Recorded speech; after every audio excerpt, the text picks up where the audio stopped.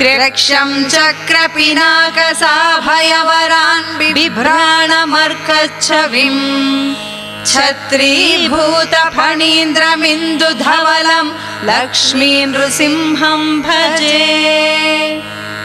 उपास्महे नृसिंहाख्यं ब्रह्मवेदान्तगोचरम् भयोल्लालितसंसारच्छेदहेतुं जगद्गुरुम्। पराशर उवाच मन्त्रज्ञानक्रियायोगसारभूतैश्च नामभिः ब्रह्मणा संस्तुतो विष्णुः सहस्रं तद्ब्रवीम्यहम्।